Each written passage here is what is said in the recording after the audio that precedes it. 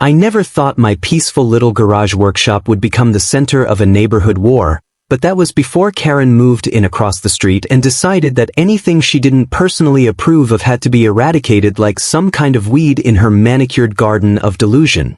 You see, I've always been a hands-on kind of guy. After retiring early from the tech industry, I decided to finally invest my time and savings into something I actually loved. Custom woodworking and mechanical restoration, something I had started in college and kept up over the years as a hobby. I turned my oversized garage, detached from the house, into a fully outfitted workshop, complete with ventilation, dust filtration, fire suppression, and soundproof doors. I even had a side driveway for the occasional client who would come by to look at their commissioned piece or pick up a finished project. Now, I live in a small suburb just outside city limits, in an area zoned specifically as mixed-use residential/commercial, which means, yes, you're allowed to run certain kinds of businesses out of your property, provided you follow all the rules. And trust me, I followed every rule down to the dotted line. I got my permits. I paid my business registration fees. I had my zoning reviewed and signed off on, twice. When I first moved in 3 years ago, the HOA had a quick meeting to review my setup, and I showed them the zoning docs and my licenses. They gave me the green light and even complimented how well I kept the place clean and quiet. Everything was going smoothly, until Karen showed up. She moved in about 8 months ago, and it didn't take long to figure out that she was the type who lived for neighborhood drama. She immediately started introducing herself to everyone, but not in a friendly way. More like in a, let me tell you what I expect from you, kind of way. She knocked on my door the second week she was in town and introduced herself with the kind of fake smile that makes your skin crawl.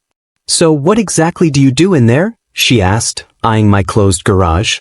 I explained that I was a licensed craftsman, I did furniture commissions, and that the city had zoned this property legally for such work. She nodded slowly, like she was taking notes, and said, "Well, I just hope it's not going to be a nuisance for the rest of us." And then she walked off before I could even respond. At first, I just ignored it. Some people just like to stir the pot. But then came the small things. First, she started parking her car directly across from my driveway, even though there were 10 other available spots on the street. Then I'd come outside to find her slowly walking her dog past the garage, clearly trying to peek inside every time the door was cracked open. I started getting weird notes left under my door, written in passive-aggressive fonts that said things like, "Please be mindful of the noise, some of us work from home," even though I never started work before 9 a.m. and was done by 5 p.m. sharp, and my equipment was quieter than a vacuum cleaner. Then, one day I got a notice taped to my front door from the HOA. Someone had filed an anonymous complaint about an unlicensed commercial operation causing excessive noise and safety concerns. Now, I'm not a violent man, but I damn near choked on my coffee when I read that. I immediately sent them copies of my licenses, the zoning documentation, and even the minutes from the original HOA meeting that had approved everything. The HOA, to their credit, backed off and said it was likely a misunderstanding. But I knew exactly who had sent it. Karen had underestimated how much paperwork I had on my side, but she wasn't ready to admit defeat yet. Instead, she escalated. I started noticing her walking around with her phone pointed toward my property, clearly filming. One day I caught her snapping pictures of a delivery truck unloading lumber in my driveway. "Is there a problem?" I asked, walking over. "Oh no," she said with that same venom-sweet smile, "just documenting. For safety reasons. You know, in case something happens." That was when I knew this wasn't about noise or concern. This was about control. Karen didn't like that I had something she couldn't control, something she couldn't gatekeep. I ran a business that she didn't approve of, and that drove her absolutely nuts. A few days later, I received another formal letter, this time not from the HOA, but from the city zoning office. Karen had reported me directly to the municipality for unauthorized commercial activity in a residential neighborhood. She skipped the HOA entirely, probably assuming they were too incompetent to deal with it. The letter said an inspector would be visiting to review the complaint. Now, most people would panic at this point, but not me. I had a folder thicker than a phone book with every single legal document I'd ever filed for this business. When the inspector arrived, I greeted him with a smile, walked him through the shop, showed him the zoning map, permit numbers, soundproofing specs, the safety inspections, the HOA approvals, you name it. After 15 minutes, the guy looked at me, chuckled, and said, "Honestly, this is one of the cleanest setups I've ever seen. Whoever reported you clearly doesn't know what they're talking about." He closed his tablet and said he'd be filing a report to shut the complaint down. But Karen? Oh, she was out front pretending to water her dead hydrangeas, watching the whole thing with narrowed eyes. And when the inspector got in his car and drove off, she stormed across the street, finger wagging, and shouted, "You think you're so clever, don't you? Well, we'll see what the city says next time." I just smiled and went back to work. That night, I got another note, this one typed and signed, left in my mailbox. "You've been warned. Shut it down before someone gets hurt." Now it was getting personal. I reported the note to the HOA and forwarded it to local law enforcement, just to get it on record. Meanwhile, I installed 2 more security cameras, one facing the street and one covering my entire front yard. Karen wanted to play games, but I had every intention of recording every single move she made. I knew this wasn't over. She wasn't the kind of person to stop once she'd decided something didn't belong. But what she didn't know was that she'd just picked a fight with someone who had already fought this zoning battle years ago and won. I wasn't about to lose everything I'd built because one entitled neighbor decided that her personal opinion overruled city law. No, this was just the beginning, and the next time she crossed the line, I'd be ready. The city inspector's visit should have ended it, but as I quickly learned, Karen wasn't just stubborn, she was obsessed, and when people like her get fixated on something, logic and legality take a back seat to whatever fantasy crusade they've invented in their heads.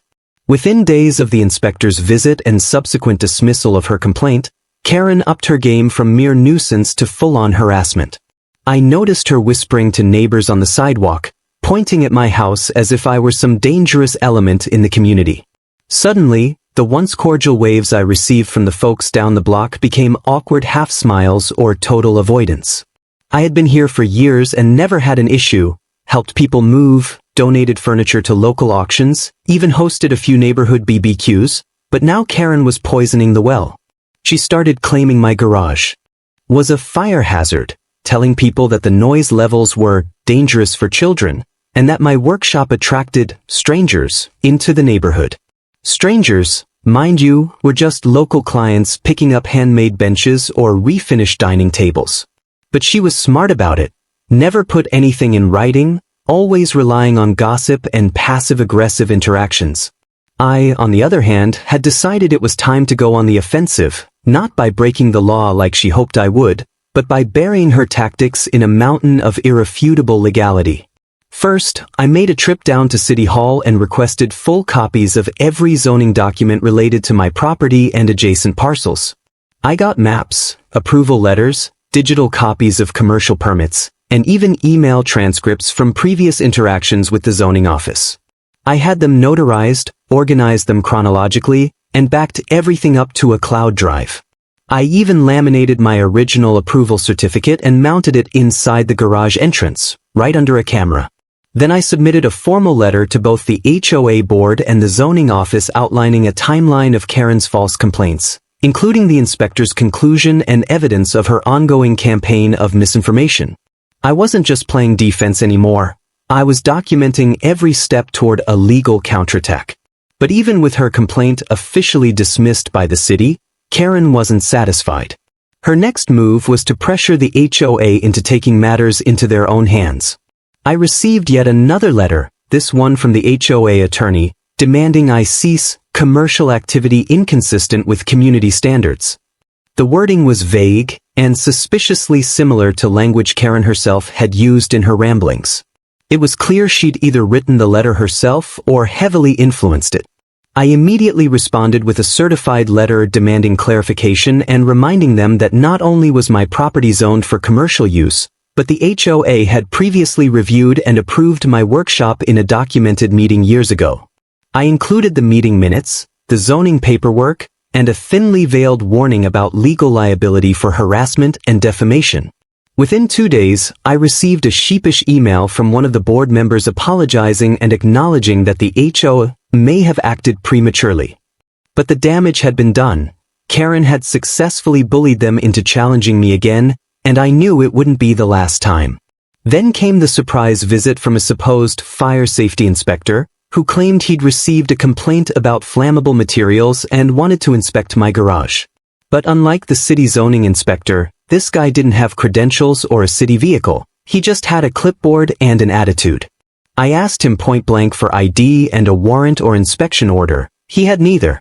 I told him to leave the property immediately, or I'd call the police. He grumbled and left, but not before I caught a clear photo of his license plate and took down his description. A quick online search revealed he wasn't affiliated with any city department. I sent all this to my lawyer, who began building a file for potential legal action.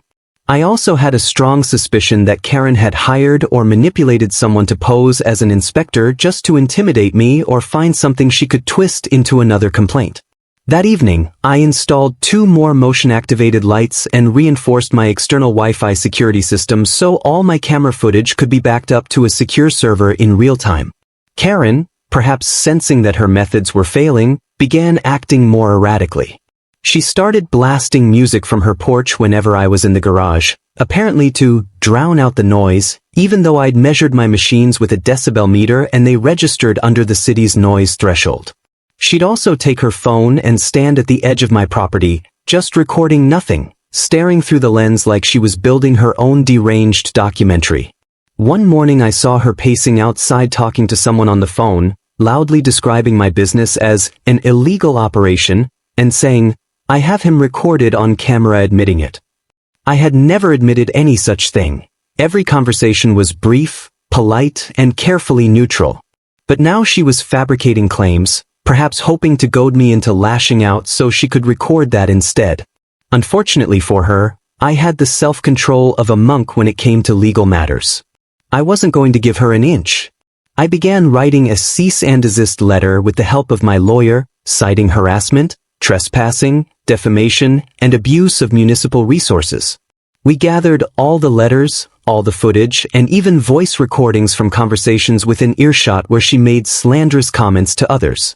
The lawyer said it was one of the most thorough civilian harassment cases he'd ever seen. Meanwhile, Karen's narrative was starting to unravel in the neighborhood. A few of my old neighbors, those who'd known me for years, came by and privately told me they were sorry for how cold things had gotten. One even admitted that Karen had visited their house under the guise of forming a neighborhood safety watch, but had spent most of the meeting trashing me and my industrial operation. Turns out, she'd been trying to stir up support to force a vote on an HOA amendment that would ban garage-based commerce. But she didn't realize that wouldn't even apply to my property because of the zoning exception filed with the city. In fact, my home had originally been built with a commercial use clause, something I only learned when I pulled deeper city records. The clause had been included by the original builder who used the garage space as a craft school in the 1980s, and it had never been repealed. This meant I wasn't just allowed to operate under current law. I had historical precedent supporting my right to run a workshop there. I decided to save that little gem for the perfect moment. By now, Karen was grasping at straws, and it was starting to show. Her once pristine yard began to look unkempt. She stopped walking her dog past my house. And she started parking further down the street, perhaps to avoid the cameras she now knew covered every inch of my perimeter. But I wasn't done. I filed an official complaint with the city regarding abuse of inspection protocols, citing the fake fire inspector and linking the visit to Karen's prior complaints. The city opened a small investigation and contacted Karen for comment. While they didn't reveal details, I got confirmation from the city clerk that Karen had been warned against filing any further baseless complaints or impersonating municipal workers. I also sent a summary of these events to the HOA, demanding they issue a formal memo to all residents reminding them of the zoning protections in place and warning against harassment of legally operating home businesses. They complied, reluctantly. Karen must have been livid.